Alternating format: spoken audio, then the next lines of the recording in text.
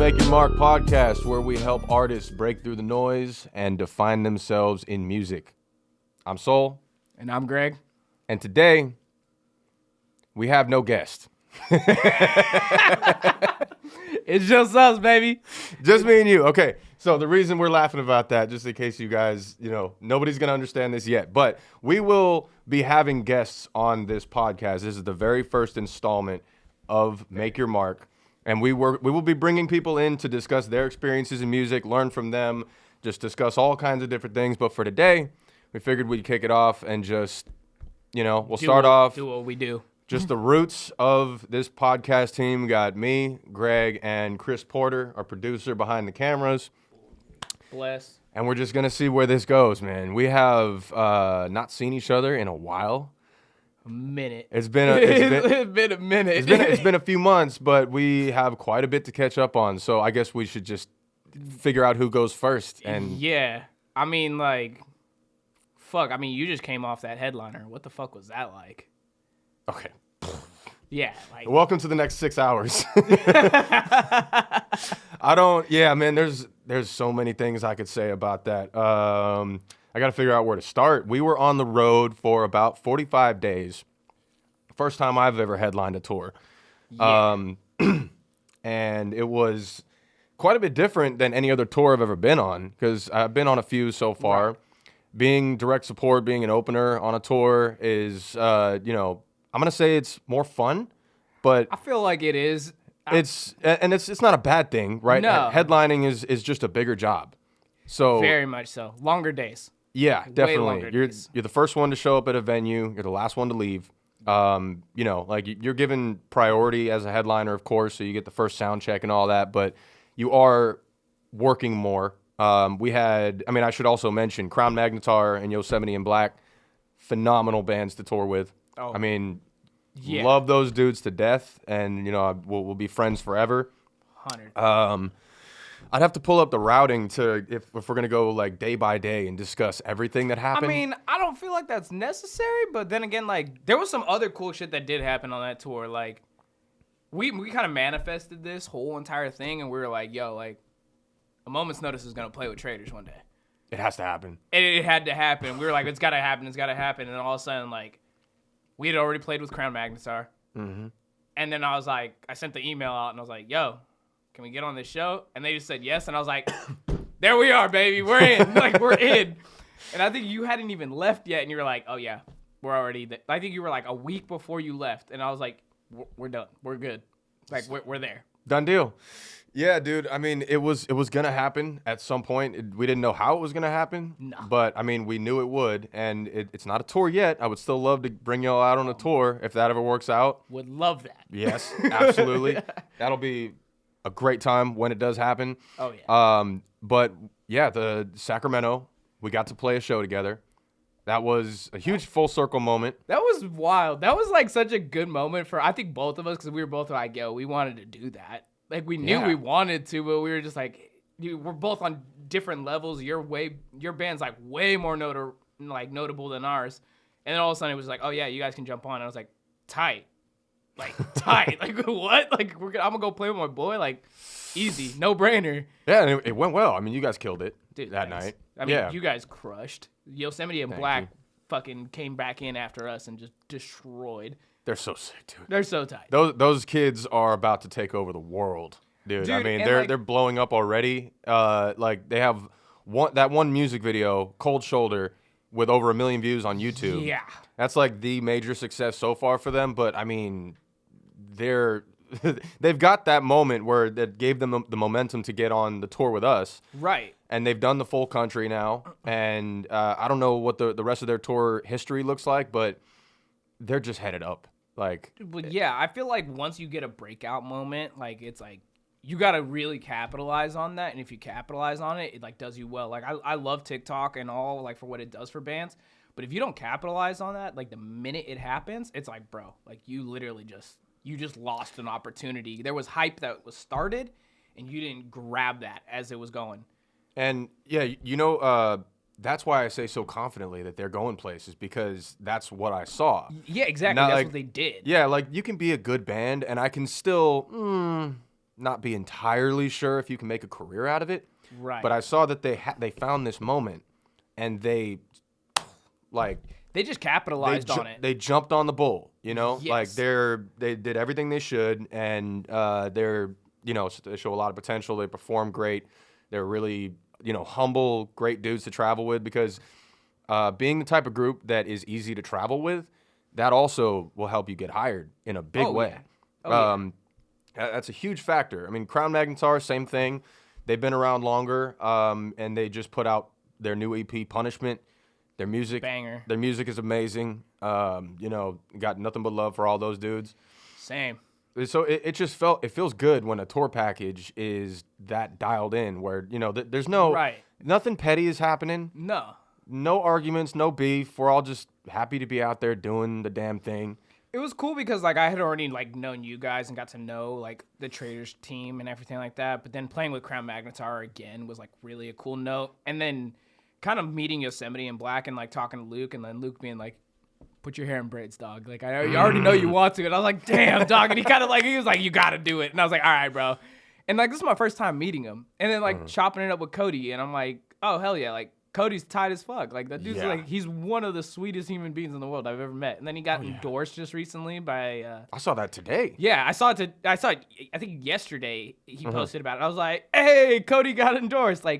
Good for them. They're doing what they got to do. And it was it was such a surreal moment to play that show with people, one, that we've already played with, two, that people that I know, and then meeting new people, and then playing our set and getting off, and people are like, "How's the tour been?" And I'm like, "Dog, we're not on this tour." That's the compliment you're searching for as a local artist. If people think you're on the tour package, you're crushing. It means you fit right in with the bands that are already touring. You're doing something right. And it's you don't be the guy that goes out and does the dumb shit as a local band. You got to put that work in, and you got to, one, you got 30 seconds to gain somebody's attention. You got one song to make them a fan. If they don't know about you, make them a fan in that moment, and they will not get their eyes off of you.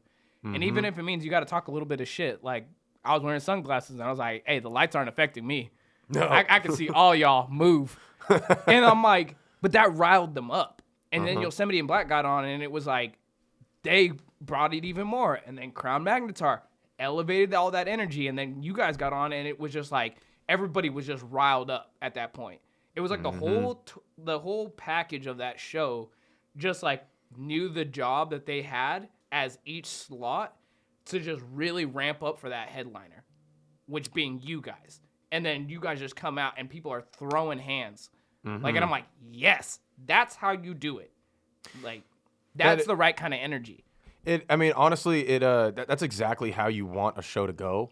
And that's not just to say thank you for providing us as the headliner, all the hype and everything. It's not just about us, of course. We're at the top of the bill, but everybody's doing their job when they continuously ramp up the energy throughout the night, because it's necessary. Everybody wants to be at that point where the crowd is at they're the most riled up that they've been throughout the night. So you can just drop a match, kerosene, and it just blows up. And it that they're already ready to be eating out of the palm of your hands. Everybody wants to be in that position. So being an opener, of course, takes a certain level of humility, which, starting out, you have to have anyway. Oh, yeah. You have to understand that, this show's not about us. No. During my local days, I always told my boys, don't be braggadocious. Don't show up on no ego bullshit, because nobody wants to hear, "Oh, we're so cool because we got on this tour package, opening for this show." We are the ones that were given the opportunity. Somebody took a chance. Yes. With little to no track record, Right. Well, it's I think you and I were talking about this a couple of weeks ago, and I was just like, "Dog, you get so many more no's. You become the big local band, and you're one of X amount of big bands in your local scene, right? Mm-hmm. And you're on top. Then you go to regional, and you are right at the bottom all over again. And you're trying to get that one national tour for 3 weeks. Just jump on, jump off kind of thing. Just get your foot in the door in national, but not necessarily get national. Mm-hmm. And you're going to get so many no's. We got turned down 5 times this year. Mm-hmm. And I'm like, damn, that sucks.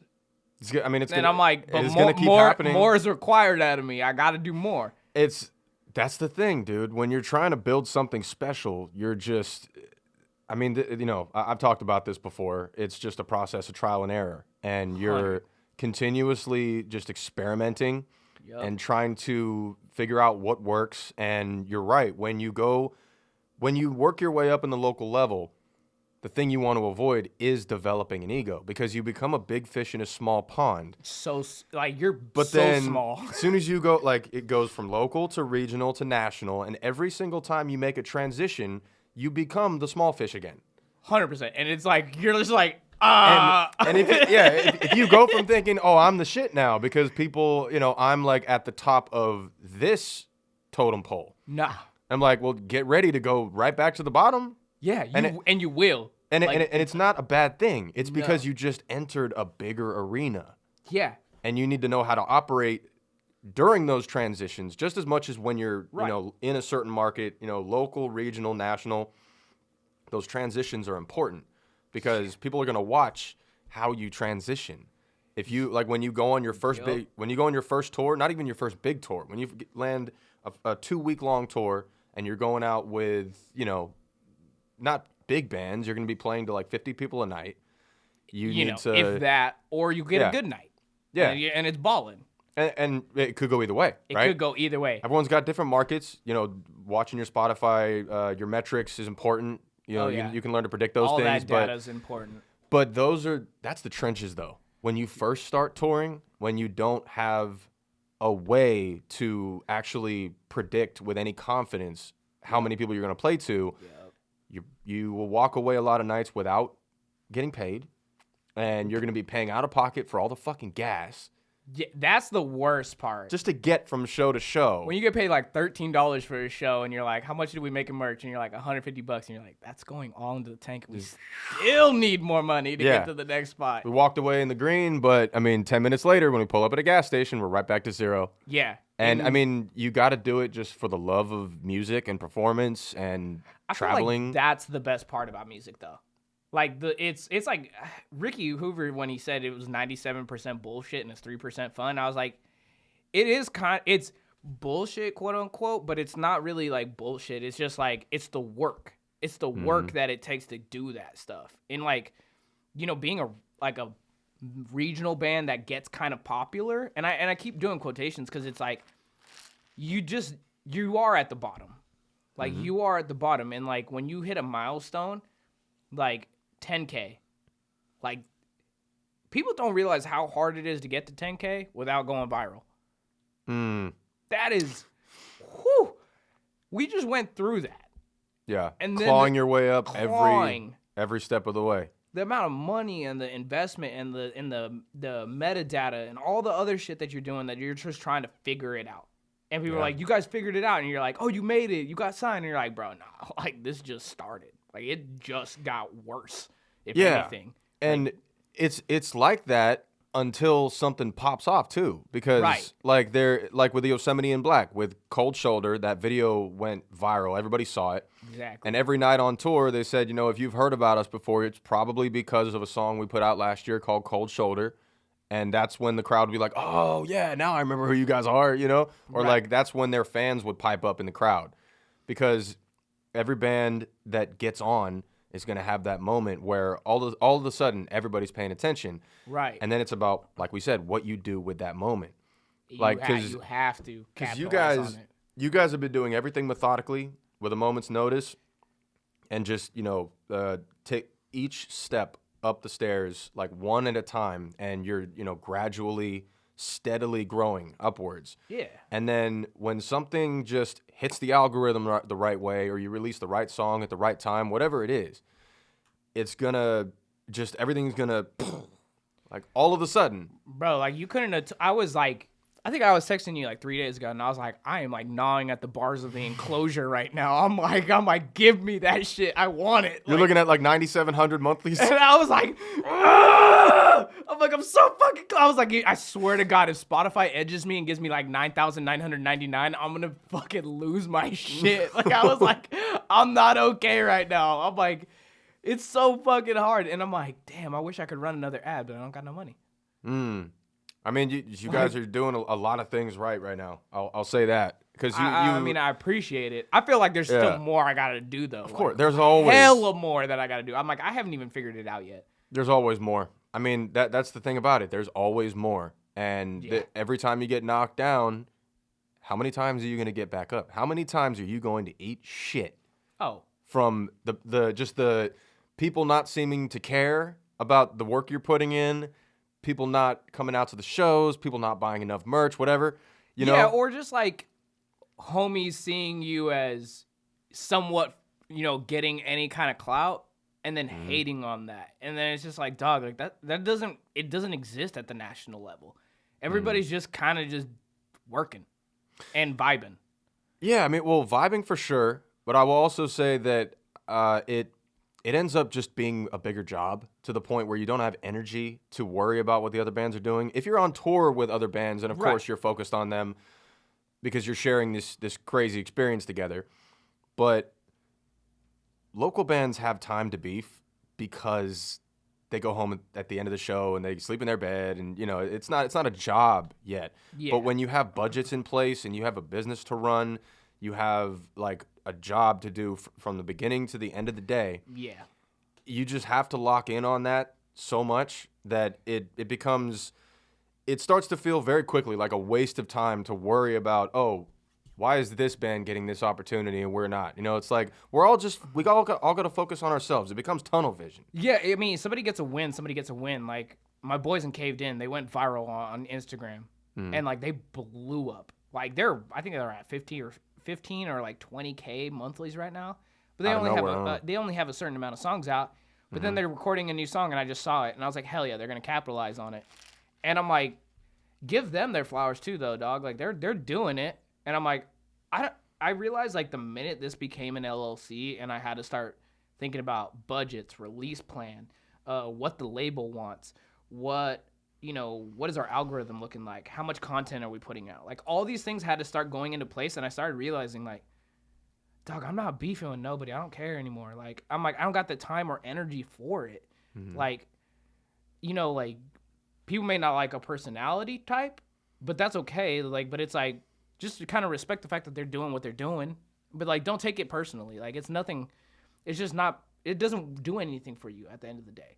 It should never be taken personally. No, it's like rising tides lift all ships. Right, like it's like people that get caught up in it and are like, "Oh, bro, you don't fuck with me," and I'm like, "Bro, you don't know."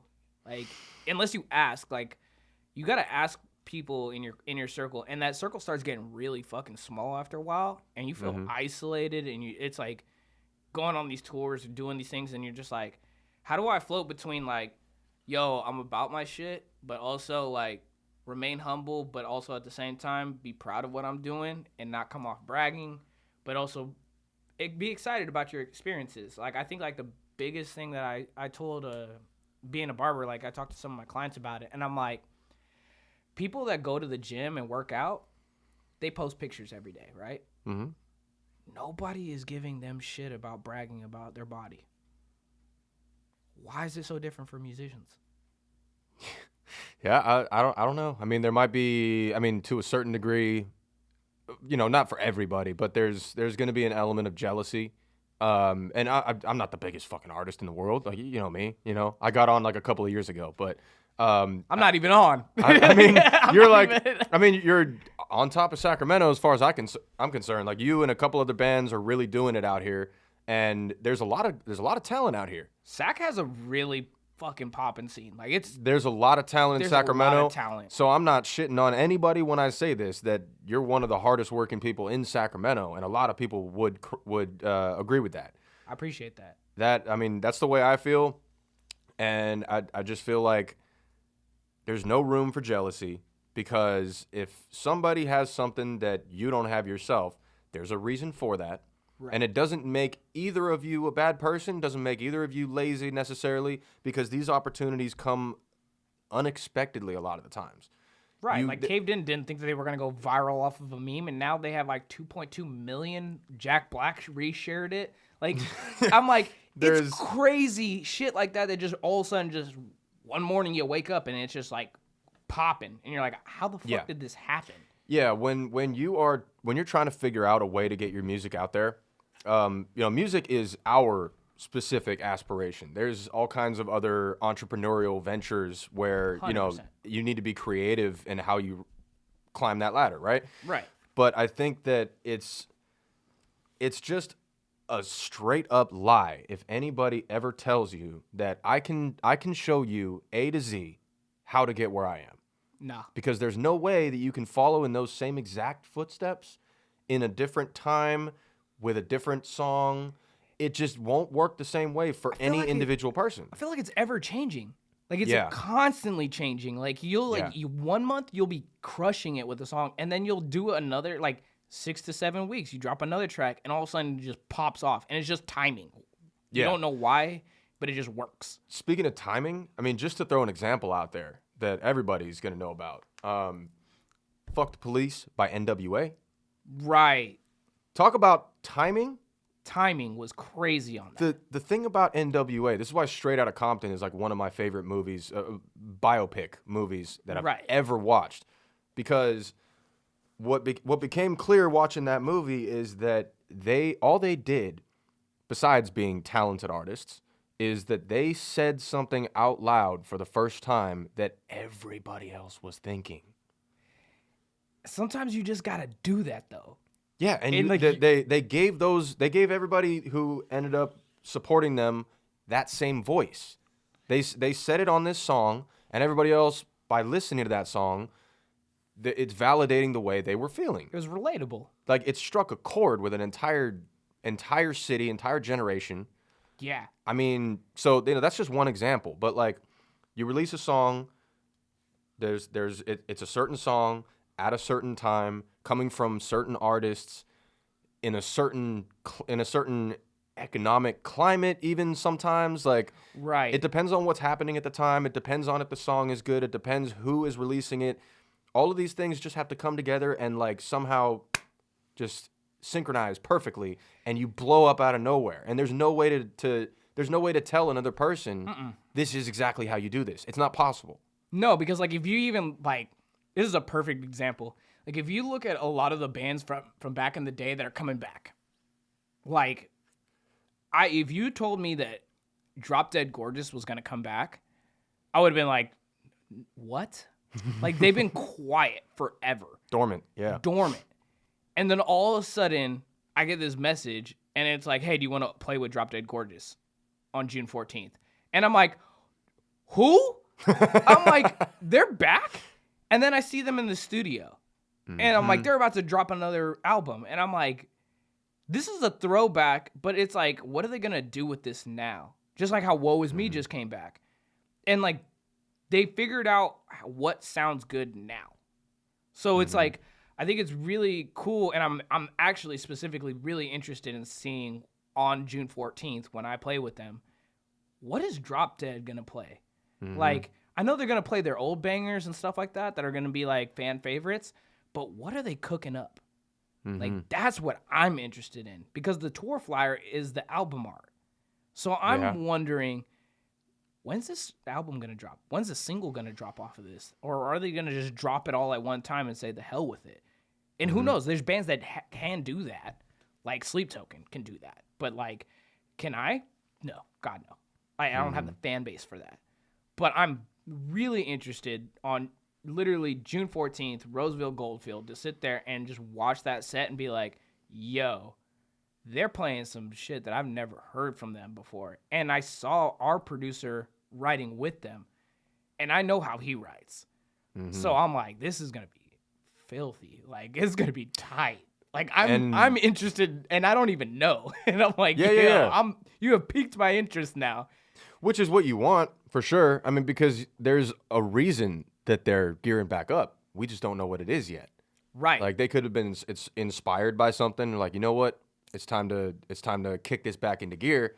And they like you said, they have a tour flyer that has album art, for new music that's coming out. And they've been thinking about this for months already. But they've been cooking it, but nobody knew about it until recently. And they're like, what? Giving it to you through piecemeal. You're finding out about it bit by bit, And then eventually you'll see the full picture and you're like, oh, they are back. Like, this is why. This song is amazing, you know? Right. Like I love their old music. Like that was like that emo era of like music was just phenomenal. Like there was pioneers in that. Like Dress for Friend Request came out and I was like, bro, this song rips. And I was like, that was a banger. And I will die on that mountain by myself if I needed to. But knowing that they're going to write more new stuff, I'm like, I'm just interested how they're going to adapt to now. And, like, how are they going to twist that? Like, Attack coming back. Like, yeah, what's gonna be modernized? Yeah, what's modernized? What's going to be changed up? Like, yeah, because you know it's not going to be the same thing. It's not going to be the same because it can't be. They're different people at this point. Like, you know, different people, you get older. Different years, different sound. You know, metalcore's changed a lot. Yep. Since back then. So, like, what are they going to pull off this time around to make them break out of the noise all over again? Not that they already didn't have that. Like, they have a legacy backing them up, for sure. Right. But there's still, I mean, there's an element of redefining yourself when you take a break and people get used to the idea that you're not active anymore. No. And then you come back and it's like, okay, why? You know, their biggest fans are going to be like, oh, sick. You know, my favorite band is back. You know, that's simple. Right. But there's going to be a lot of people as well that are like, okay, you decided not to do it for a while. Now you're coming back. So there's the why. Right. Like, what do you, like, you know, is there something going to be different? Is there something specific that told you, like, oh, life is short, like, you know, squeeze more juice out of this dream kind of thing? Could be, like what could called be you? anything. What called you back to What this? what was the call to action this time? Because it's different than when you first started the band. It has to be. I don't even think they've been around. They haven't been around for I think like, man, I don't even know if they were around in 2012. Like Really? I think they like I remember them early in the days. I can't remember when they like left because Okay. I was in the military, so I was so detached from the rest of the world because you're in your own bubble. But I don't know when they left. So like. If it was, let's say, like, rough estimate, 2015, right? Mm-hmm. That's been 10 years. Which is crazy to think about. 10 years they didn't do sitting here in music, or they 2025. did music in other facets and different, like, ventures. And then they were like, hey, you want to bring Drop Dead back? Sure. All right. Why not? Like, I don't know. That's tight to me, personally. I'm like, that's cool. I'm interested. It has piqued my interest at this point now. And I'm like, and the fact that we're even opening up for them, I'm like, oh, that's tight. Like, I get to hear some of the songs that I wish I would have been able to hear back then, but I was young, I was a kid, and I didn't get to go to all the shows and stuff like that because I was a kid. I didn't have all that money. But Yeah. now I have the ability to, and I'm like, well, yeah, now I'm actually playing with them, which is tight, but also, like, if I wasn't playing with them, I probably would have still gone, just like I went to go see the Fall of Troy. Haven't seen them before. Right. But then they came back, and I was like, I'm going to go see the Fall of Troy. Hell yeah. Yeah, it's like a renewed possibility. Something that you couldn't do a week ago, and it's like, oh, now I can do this again. Right. I kind of gave up on the idea of ever seeing them live. That, you know, that kind of comeback energy Right. is something that you can launch off of if you do it right. Like I didn't think I was going to see the Ghost Inside. That's exactly what just popped into my mind, actually. They went like 5 years without saying a damn word. No, and then they drop Aftermath, and I was like, oh, they're so back. And I was like... They didn't have to say anything. They dropped like they shot the video out in the desert, and something told me even before they said it, like that's where the bus crashed. Oh yeah, I'm sure that they're video talking was about Aftermath. haunting. Dude, every single time I listen to that song, it brings a tear to my eye. Same. It's so powerful. I think it's because it's like the realest part about touring and living that life. Like, Yeah. nobody like they almost had a bus accident in Germany again, and then they were like, yeah, we're done for the year. And I was like, valid. Yeah. Valid. Like let's just back off. We've been touring all year. Let's just relax and let's enjoy ourselves and let's get back to like, home life, Yeah. which is totally understandable. because they're much more tuned in with how quickly everything can change. So it's like they approached that line again and they were like, no. Just yeah. take a beat, because I mean they were a big deal before that happened to them. Dude, and then they did the LA show and it sold out. That- And then they put it in the street, I think it was. Yeah, And then it sold out again. yeah. Like, it sold out in 24 hours, and then 48 hours, it sold out again. And I was like, Jesus Christ, you couldn't have gotten a ticket to that if you tried. Yeah, and they didn't really do anything, to keep those fans around. People just love them. People heard what had happened to them, and then 5 years later, when they announce we're finally ready to play a show again, and we're going to be playing at the Shrine, and they make the tickets available, they're gone like, boom! It's just sold out in the blink of an eye. That's the dream, though. Yeah, that's like you make such an impact as a musician that like you can take a moment for life crap. And then all of a sudden, right back into it. And people are like, yo, I've been waiting. Mm-hmm. It was like they were waiting for that door to open up. They were like, Dad's going to be home soon. Yeah. And then all of a sudden, he came in. Yeah, and Andrew, the drummer, who lost his leg. That dude's a beast. His dad, did you know that his dad custom made that prosthetic that he uses to play? Yeah. That, like, he obviously has a regular prosthetic leg, I guess, for walking around. But he has it for the double kick. Like, yeah, so he takes off the prosthetic leg, and then he has the way I haven't actually seen it up close, but it's like it attaches to the kick pedal, and it's just a bar that comes up, and there's a pad that like his leg goes I think as far as his knee now. Yeah, something like that, and he just uses that to. I mean, it works. He sounds great live. They sound incredible live. Like I've saw them twice now. And I drove all the way to Soma just to see them out in San Diego. Like, I was like, the show was No Bragging Rights, Texas in July, Gideon, Drain, and The Ghost Inside. I was like, I'm not missing this fucking show. Wow. That was like probably one of the craziest lineups I had ever seen. I was sick as fuck. I had got RSV like 2 weeks before that, and I was still feeling it. And I was like, Ryan Brown and I were like, you want to go? And he's like, yeah, and I was like, cool, I still feel like shit. And he's like, all right. And I'm in the car, I'm like, and then, like, I'm just like popping like cough drops and trying to be better. And I was just like, I can't miss this show. Like, there's just something that was like, I can't miss this. Something told you to fight through it. And I did. And I was like, yo, this was like the best show I ever went to. Yeah, and I will say, people who think the way you do, who see, a tour package come through and you're willing to fight through things like that to attend the show and support the bands anyway. Yeah. That, like, bands appreciate those types of fans like more than anybody could even understand, because nobody really talks about the mental strain that we put ourselves through being on the road. When I was on the road for 45 days, by the way, like, I mean, we started off talking about the headliner I just got off of. We didn't get to the point that I busted my ankle. Bro. A week before the tour ended, and I finished the tour. That's still crazy to me. And like to think that you were just like, yeah, I got it. Like I got to do it. Like there was no recourse or anything. You were just like, this is happening. I just told myself I had to. Like, there were certain things that worked out perfectly because we were in Philadelphia when I took a fall down the stairs, rolled my ankle bad. I still can't walk on it, by the way. If you guys are wondering, I've been sitting down this whole time, but I've been on these bitches for like a month. He not doing so great. A few more weeks. Huh? I say he ain't doing so great. No, I'm recovering. One day at a time. But anyway, we played a show in Philadelphia. I fell down the stairs, and we had our last day off the day after that. Right. So we were going to stay at Luke Fiadino's house. He's our producer. He's kind of the fifth member of Traders. Right. He wrote a lot of the album we just put out, Phobias. Sick.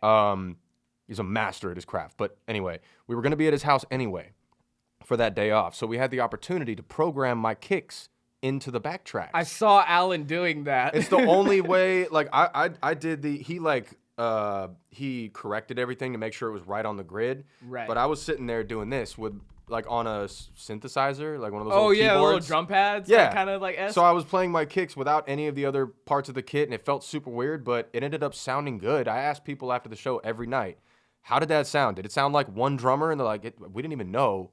Besides the fact that you got on stage on crutches, which was that would grab attention. Yeah, I feel like you see somebody come on crutches and you're like, what the fuck? Yeah, because I absolutely cannot play on this ankle right now. So we're going to get back to that once physical therapy's over.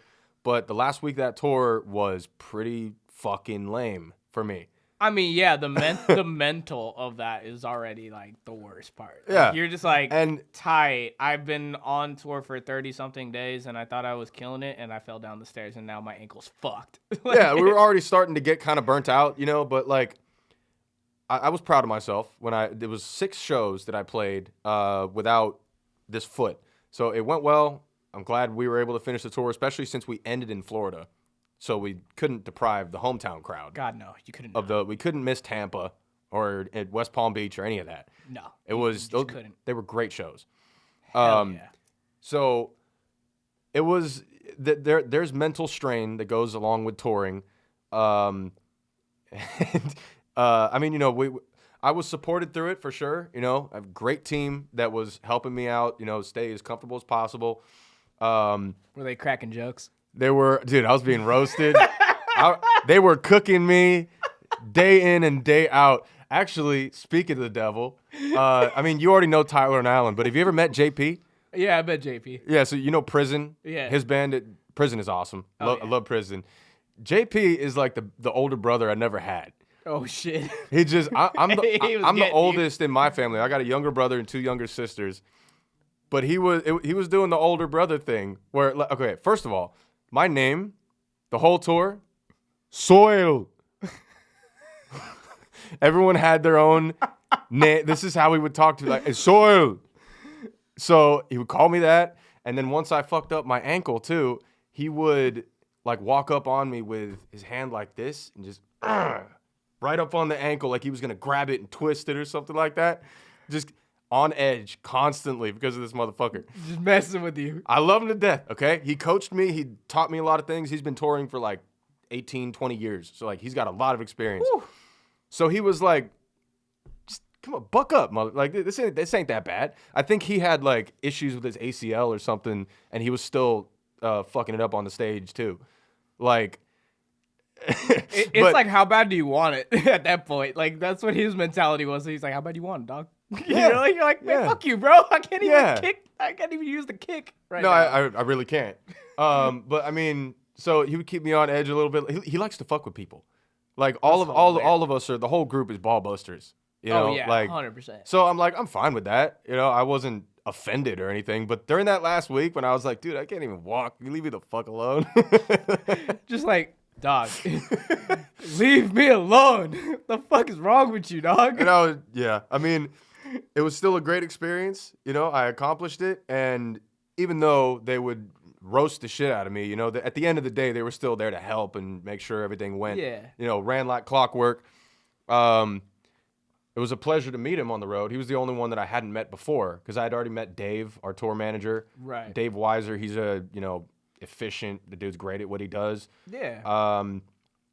And I mean, I feel like I want to learn how to play Magic also now because bro, don't tell me that. I have way too many cards. JP's a nerd like that. Oh, bro, I got so many cards. Like I got boxes of cards. Like the Ghost. Speaking of which, the Ghost Inside has their own land cards for that game. And when I went to Soma, I saw them and I was like, yo, are those Magic the Gathering cards? And Jonathan Vigil plays all the time. And I was like, I'm going to buy these. And I was like, yeah, I bought like 3 packs of them. I was like, I'm going to buy them because it's Magic the Gathering and one, it's the Ghost Inside. And it's each one of them's different, but it has them on the card, but it's for every color of land. And I was like, this is kind of hard. I kind of want to do this, but I'm like, the Ghost. I'm like, those are put away, hidden. I'm like, I'll never probably ever play with them or use them. And they're just sitting in the sleeve of the Ghost Inside thing. And I'm like, I opened it, looked at them, was like, those are tight. Put it away. Like, I was like, I ain't touching those motherfuckers ever. Because it's tight. Like, it's very special. Unique as a piece of merch. Like, the In Heart's Wake has tarot card decks. Ooh, that's tight. Yeah. I'm like, how do y'all make this shit? They're thinking outside the box with shit like that. Yeah. When Boo had their grinders and the rolling trays, I was like, yo, I'm gonna definitely I'm gonna have to do that. A lot of bands have grinders now, but rolling trays is a whole nother level. That's sick the as hell. Cannabis industry does it a lot. So I've been searching. Mm-hmm. I've been searching. I'm like trying to figure it out. I actually wanted to do This Is a Blunt War instead of This Is a Blood War. I like that. Something, because, bro, I'm hella goofy already, bro. So I'm just like, why not? Like, the hell with it. Like, I'm like, people that think I'm like hella serious at shows, I'm like, nah, dog, I'm on vocal rest. Like, you see me at the trainer show. You put it up on your phone. It's like heads up, vocal rest.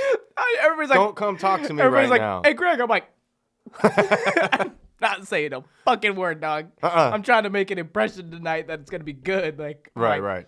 I had a point to prove, but like, I'm like, yeah, no. Like at a show day, like, don't bother. I'm not talking very much. Your vocals sounded great. Thanks, man. Yeah. I mean, it's a work in progress. I'm still working on shit. I gotta get better at certain things that I feel like I gotta do. Like, there's so much room for improvement still. There's still things that I want to get good at. I still cannot pig squeal to save my fucking life.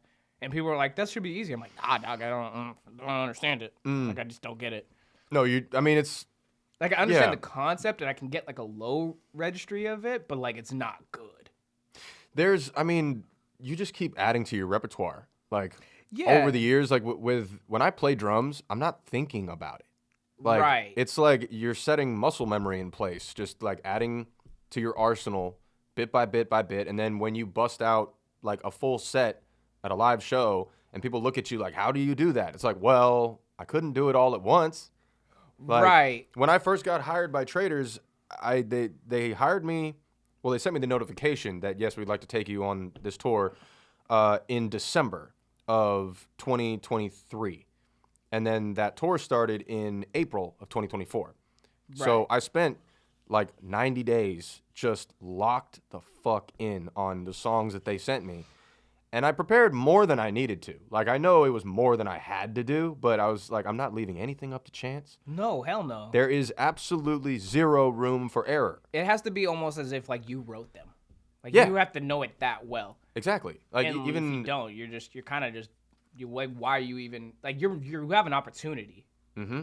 And you were like, I'm not going to squander this. Like, I want this job. Yeah, it was that. For my own career, but it was also the fact that I realized that that Traders was in a bit of a comeback mode as well, because they went dormant for a few years too. It was, I'm obviously not going to talk about what was going on behind the scenes, but they took a few years off. They didn't release an album until the one we just put out. Right. Took a little break. And when they announced that tour, I think I noticed the tour being announced. I was like, oh, cool. Maybe I could see Traders. I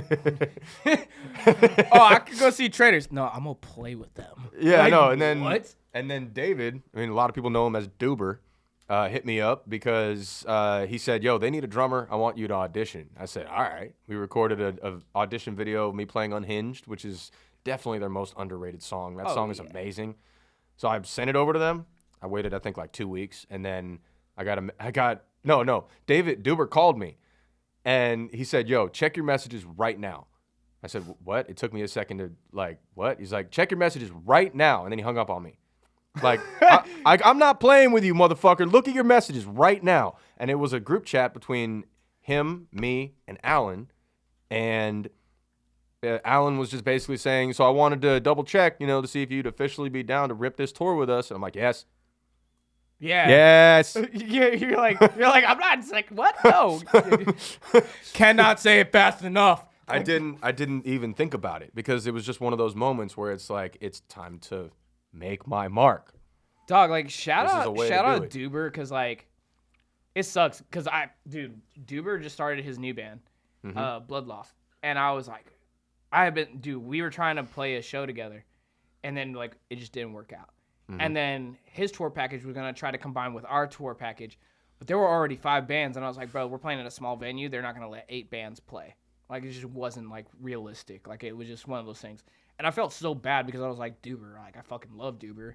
He's such a good dude. And, like, I fuck with him. He fucks with me. And, like, we talk through Instagram all the time. And, like, I try to do what I can for him. But I'm like, I'm just a small guy, dude. I don't know anything. Like, I don't know shit. Like, I'm just getting there. Duber's already done the shit that I want to do. But he's been in the touring circuit for a minute. Right. The dude knows everybody. He knows everybody. Yeah. But also, he just is, like, so willingly, like, wanting to do shit with his, like, newer band that he just started and be like, yo, I want to play with AMN. And I'm like, bro, what?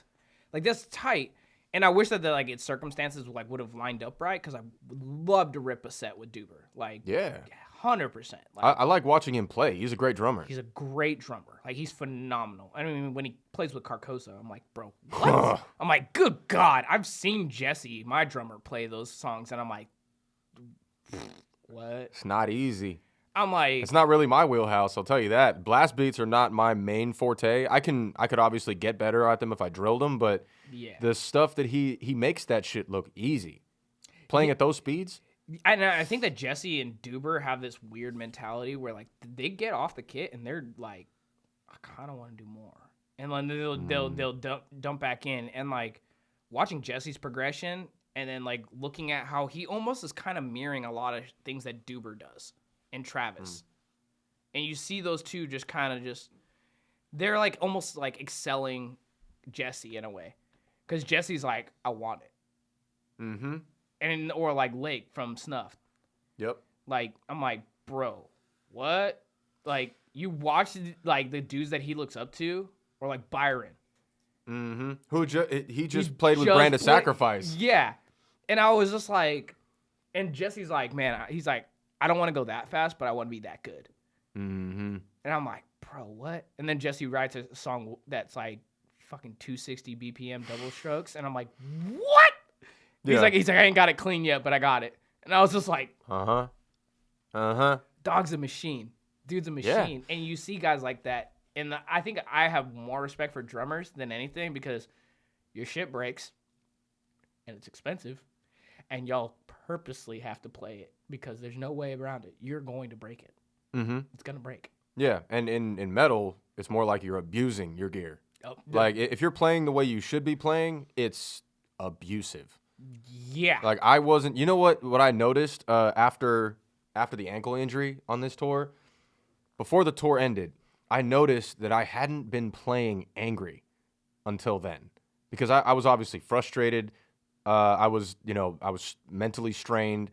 And I started playing differently. I wasn't using my feet, just my hands, I was miming the rest, but I noticed that on that tour, I was in a good headspace. I was happy about my life. I was just enjoying my time. I was playing a certain way. I wasn't playing badly, but you kind of need to learn how to channel anger when you're playing angry music, because you can hear the difference. Oh, yeah, bro. Like, stage me and me just hanging out, like, before the podcast. Mm-hmm. What were we doing? Shooting the shit, laughing about asses off, like being idiots. Yeah. You see me on stage, and I'm a fucking dick. Like, yeah. I'm aggressive as hell, and everyone that knows me is like, bro, like, you're so goofy and so weird. And then like you get on stage and you're just like, kill that motherfucker, and everyone's just like, wait, what? Like, turn into an animal. I mean, it happens with so many artists, especially when you realize how valuable that is. You learn to hone the stage persona, and it's like you purposely bring out all your darkness on the stage, but it's like therapy. You're purging it in a way, so it doesn't come out inappropriately. It's being applied to somewhere that's not only productive and healthy, but it also makes sense in that setting. Yep. Because if you want people to beat the shit out of each other, you need to be in the mindset of like, I want to beat the shit out of someone. Yeah. 100%. Because that translates to the crowd. You need to take all the bad things that ever happened to you and just think about them for 10 minutes. You can tell when somebody, they get it. Mm-hmm. And it's not like, I mean, like, you, like, oh yeah, you do music. I love it. It's the best. Like, no, like, you get on that stage and you're like, for the next 25 to 45 minutes, whatever your set time is, this stage is my bitch right now. And I am about to be the most asshole owning motherfucker up here ever. Because I want you to believe that I believe that this shit's good. Mm-hmm. You have to prove that to somebody out there. People need to understand that you fuck with what you do first. Yes. That's for sure. I mean, if you're up there and you're kind of half selling it, you're like, yeah, move around, let's have a good time. I want to see that pit open up. It's like, yeah, cool, but why? Right. Why should I do this for you? You need to make them feel it. Right, like when I was like, I'm wearing sunglasses, the lights aren't affecting me. I can see y'all now move. Move, motherfucker. Yeah. This is deathcore. Y'all are on the spotlight now, Yeah, like I'm like, and then all of a sudden the whole crowd came alive. Uh-huh. And I was like, I didn't intend to make that happen. I just was like, yo, I'm going to throw this out, and people will do whatever the fuck they want to do. But they did. They bought it. And that was like that moment where I was like, oh yeah, this show's about to get fucking angry. And then Yosemite and Black came on, and I was like, yeah, here we go. Mm-hmm. That's when we really started seeing it, and it started charging up. Like, we kind of like lit the kindle. They got the fire started, and that fire just kept getting more and more. Mm-hmm. And it got bigger and bigger. And throughout that night, you were just like, yo, what the fuck, dude? This show is angry. It's like a regular California wildfire. It just keeps spreading. It kept spreading. That show was... The minute Crown Magnetar got on, I was like, oh, everyone's dead. Everyone's gonna die. I was like... They got on there, and Dan just was just like evil. And I was like... Oh, my God. I was like, that dude is evil on stage. Yeah. He's a beast. No, their set would get me pumped up. Oh, yeah, 100%. You remember the way... I forget the name of the song that they opened with, but it was like just a big, double crash, open nose, just out of nowhere, boom, like and something just exploded. It would get me hyped for my own set afterwards, and that helped because going on stage last every night, sometimes you're not in the mood necessarily. I would chug a Red Bull if I had to or something. Yeah. But Crown Magnetar's energy is infectious. And that's what you have to do as an artist. You have to make people like infectiously want to be bought into what you're doing. You have to tell your story, and it has to be one that people want to fall in line with, be a part of, like it's everything we do as artists is about building communities. Every thought process is meticulous. Mm-hmm. As much as it may seem like it's like not a thing, it is very much a thing. Mm-hmm. Like there are hints that are hidden in there. Like somebody does a merch drop, and then months later they're like, wait a minute. Like we dropped people are already catching on, so I'm just gonna let everyone know. We dropped a merch line for our new album. They saw the Sacramento Kings jerseys. Mm-hmm. They were like, Lotus 2. What? Like, and then somebody goes, are you guys writing another Lotus album? And I just smiled. You're like, maybe. But it's dude. like everything is intentional. And everything. And bands don't just do shit to do shit. Nothing is a coincidence if you're doing it right. Speaking of which, it's not like this is a pivot at this point because you just brought it up, but we talked about my tour, but you have recently hit a pretty solid milestone with a moment's notice, and I'm proud to see it happen. Thanks. So why don't we talk about what's going on with you for a second? Fucking 10K out of nowhere. 10K monthlies for the first time ever? First time ever. I never hit that in my local days. I was hired by a band that was already established. That's one type of success, but you made that happen organically. Dog, I straight up do not get it. Like I was like, you can't tell somebody else how to do it, like we talked about earlier, right? No, you don't. But you figured it out. Yeah, somehow. And I'm like, bro, more. I need more. Like I'm like, how do I stay above that? It's never enough. Never. It's you keep eating, but your appetite keeps getting bigger at the same time. I even told the guys, like I was like, yo, this album's great. I love this album that we're about to drop. Like we got 2 more singles coming out, and then we got an album dropping in the fall. And I'm stoked about it. And I was like, well, we gotta get the next one going. Mm-hmm. These dudes are 8 songs in already to the next one. Every single time you accomplish something, the standards get higher. Right. Like I'm already getting metadata for this next song, but already thinking about the song after that, and then being like, okay, what are we gonna do for the album release? How are we gonna do this? How are we gonna do that? And then when are we gonna get back into recording? And what's our touring schedule look like? And like I'm planning all these things out, and I'm looking at my calendar, and I'm like, what makes sense on paper financially for us to be able to do this? Mm-hmm. Who's going where? Who's filling in for who? What's happening? And I have to move all these pieces around, and it's like, I don't want to like diminish people like by like saying like, oh, like when they're like, you're killing it. I'm like, I appreciate that, but like, it's not enough. You say you appreciate it because that's the natural response, but I think you'll agree with me. This is kind of a fucked up reality when you think about it, but the way I feel is that we have to be looking so far ahead as artists. Oh, yeah. Or not even just artists. So somebody who's trying to build something. Like even if you could be a Fortune 500 company worried about your next shareholder meeting. You have to be thinking about 6 to 12 months down the road and just constantly plotting to the point where you don't even really get to enjoy those milestones the same way that other people are going to when they notice it. Somebody sees you hit 10K monthlies and they weren't paying attention until that moment, they're like, yo, that's awesome. That's so fucking cool, right? And they get to sit in that moment. You're already leaps and bounds past that already. Yeah, I'm looking at it as, cool, we hit 10,000. How do I fucking stay there now? How do I stay there? Now, how do I get to 20? How do I get to 50? Right. It just... Because the bigger that number is, the better options we're going to get, the bigger tours we're going to be able to do, the more opportunities we're going to have to do, the more people we're going to get into our corner. And, like, I want to go do this stuff with traders. Like, I want to be on the road with some of these bands that I have had the amazing opportunity to meet, but also I want to do this shit. Like, I think about this constantly. I have dreams about this shit. Like, I got to scream with a Skylight Drive at Swanfest in front of 5,000 people. And that was the best and the worst thing that ever happened to me, because now I am searching for 5,000 people for my band for that redemption arc. And I'm like chomping at the bit for that. But I'm not even close. Like, yeah, cool, we hit that milestone. But I'm like, okay, cool, the short game has started. But what does the long game look like? We planned this whole album out a year of content. It shifts your thinking pretty quickly, because accomplishing the same size accomplishment never feels the same way the second time. No.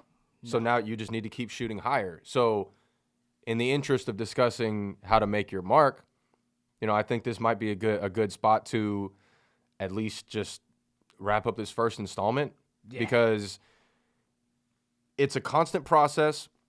You're going to get knocked down a lot. A lot. You're going to eat a lot of shit, and you're going to be told no a lot more times than you get told yes. Yep. You know, your W column is going to be like that. Your L column will be as deep as Mariana's Trench. You're going to be taking L's. But if you can get a few in this column, just a few, you'll be good. You'll get somewhere, and you're going to be proud of yourself. And, I mean, you know, we'll have people on here to discuss their experiences, because everybody's experience is different. I'm looking forward to hearing stories from other people. And, you know, at the end of the day, you and I could keep talking about this all fucking day. And I think that's why we started this. We did this because we love what we do to a different degree. But we always have one saying: more is required. More is required. And you started saying that. I'm adopting it for sure as a mentality. More is always required if you're interested in legacy building and you want to have an empire to look back on when you're done with this shit. And that's what we both want. That's what a lot of other people want. So we'll have them on as well. Oh, yeah. And we're going to have conversations that just keep growing over hundreds of episodes. And we're going to end up looking back at this pilot years from now. Oh, that's going to be wild. We'll be able to track our own progress. So you know what? Let's just call this step one, new venture. And, I mean, I guess we'll catch you guys next time, man. See y'all later. Hope you enjoyed it.